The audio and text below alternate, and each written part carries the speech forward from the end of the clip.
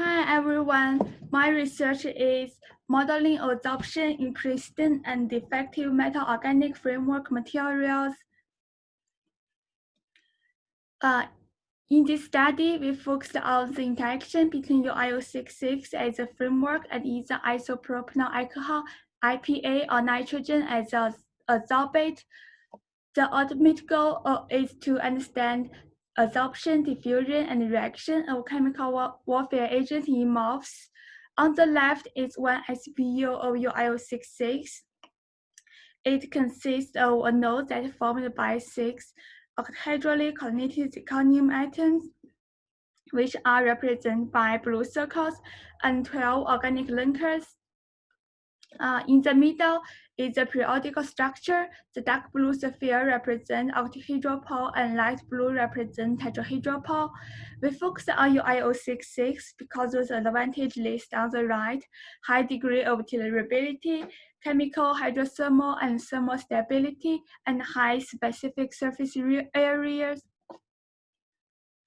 In this slide is absorption isothermals for IPA in pristine UIO66 and the comparison with experimental data. We tested different potentials for both framework and adsorbate. It doesn't make a lot difference for all the potential tested. We significantly under-predicted the loading of IPA for relative pressures above 0.005. Those simulations are conducted at 291 Kelvin. Our guess for the description is the missing linker defect. It's impossible for the UIO66 used in the experiment to be 100% pristine.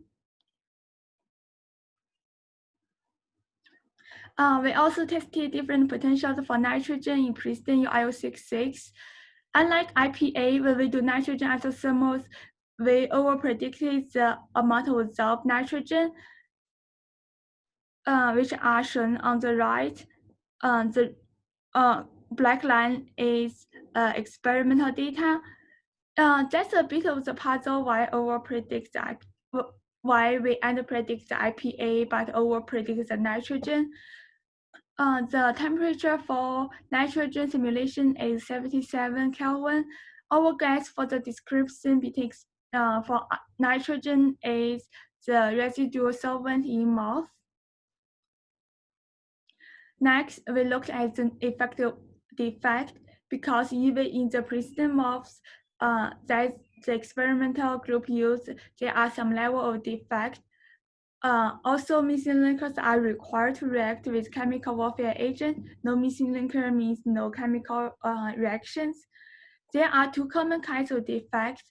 One is shown in the middle, missing linker, and another one is shown on the right, missing cluster. Missing linkers are by far most common.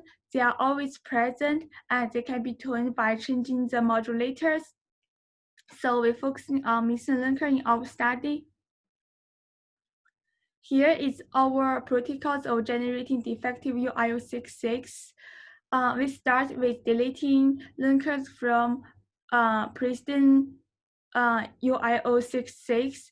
The defective level we studied are 33%, 17%, 8%, and 4%. Those structures are created by removing two linkers from primitive cell, one linker from primitive cell, one linker from a 2 by 1 by 1 replicated supercell, and one linker from 2 by 2 by 1 replicated supercell. After that, we neutralize the structure by adding capping groups. The capping groups we tested are hydroxy group and formate group. And then we optimize the geometry using DFT calculation in CP2K and add charges to the structure. For charges, DDEX6 method in charge mode were used. Here, I'm going to talk about different ways of deleting two linkers for the 33% defect structure. On the left is the simplified structure of UIO66. Circles represent zirconiums. Those red dots represent mu3OH. The solid line represents organic linkers, and the dotted line represents the bond between zirconium and mu3OH. Because UIO66 is a highly symmetrical structure, there are only two different ways of deleting two linkers in a primitive cell. The first one is shown in the middle. Two linkers deleted are the linker connected blue and green zirconium and the linker connected green and yellow zirconium. The second one is shown on the right. Both of the deleted linkers are connected yellow and blue zirconium. We calculate energy of different structures, and those calculations proves that the favorable way of deleting linkers is structure 1. Here are the two structures of 73% defect level we use for isothermal calculation. Red circles represent where hydroxyl group were added. Energy difference between the two structures is 175 kilojoule per mole. Structure 1 is the one with lowest energy. And there are other arrangement of OH groups giving energies between structure 1 and structure 2. Deleting one linker will create two positive charges in the structure. In order to neutralize the structure, we need to add capping groups. The capping groups we tested first is OH group. There are two choices for adding the OH group into the structure. On the right, I use different colors to differentiate those for open metal site. If you add the capping group to zirconium with the same color, we call it a trans substitution. And if you add the capping group to zirconium with different colors, we call it a cis substitution. It already proves that the lowest energy arrangement is a trans substitution. Hydrogen bond. DFT calculation for IPA in pristine and defective UIO66 shows hydrogen bonding between adsorbate and mu3OH or added OH. On the right is a snapshot from DFT calculation. You can see that IPA is bonded to both mu3OH and added OH. However, the GCMC calculation in RASPA, if we using standard UFF or dredging LG parameter for framework items, effectively prohibit hydrogen bonding with IPA. The reason why this potential didn't capture the hydrogen bonding is because the LG radius is too large.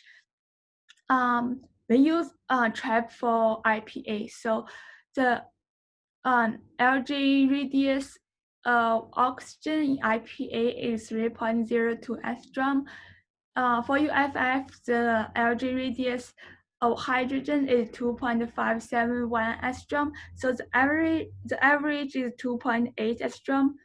So there is no way for oxygen and hydrogen getting close to each other to form a hydrogen bond if we use standard UFF or dredging LG parameters. So we have to modify the standard UIO66 potential by using the trap LG parameters for mu3OH and added OH.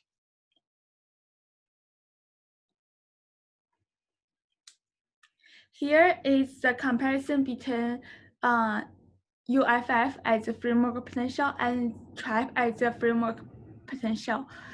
On the right is isothermal for pristine UIO66. You can see that the hydrogen bonding to mu3OH doesn't impact the absorption of IPA in pristine UIO66. On the right is defective is 17% defective structures. Hydrogen bonding has some level of impact on IPA absorption in at low pressure, but not saturation. Hydrogen bonding. Isothermal for in this slide. This slide shows isothermal for different defective level structures of UIO66. All the simulations are run at 291 Kelvin. The increase For the left plot, the increase at low pressure is caused by adding OH groups, and at high pressure, the increase is caused by geometry. So on the right is the comparison between those two structures of 33% defective structure. The red line represents lowest energy structure and green line represents highest energy structure. There's a big difference at low pressure. Our guess is that the arrangement of OH group for low energy structure somehow prohibit the hydrogen bonding between IP and framework. Is OH the capping group for UIO66 synthesized in the lab? Experimental data shows that defective sample has lower capacity at low relative pressures and higher capacity at high relative pressures. However, our simulation, which are shown on the right, shows that defective structure has a higher capacity at both low pressures and high pressures because of added OH groups. And you can see that the ratio of hydrogen bonding at low pressure is pretty high compared to high pressure because the added OH groups. From the literature, the capping group could be either OH or formate or some other capping groups, and our experimental collaborators also show that the formate capping group is more likely. Unlike OH, there is only one way of adding formate permethrin linker. Here is a comparison between formate cap structure and OH cap structure. There is a big difference for 33% defective structures. The triangle represents OH cap structures, and the circle represents formate cap structures. Here is the 33 defect level structure. But for other structures, it's almost the same. Here is 17%, 8%, and 4%. Summary, different ways of deleting linkers will affect the absorption. Potentials are modified to capture hydrogen bonding, and the experiments indicate that there's a big chance the capping group is formate. And acknowledgement. Thank you.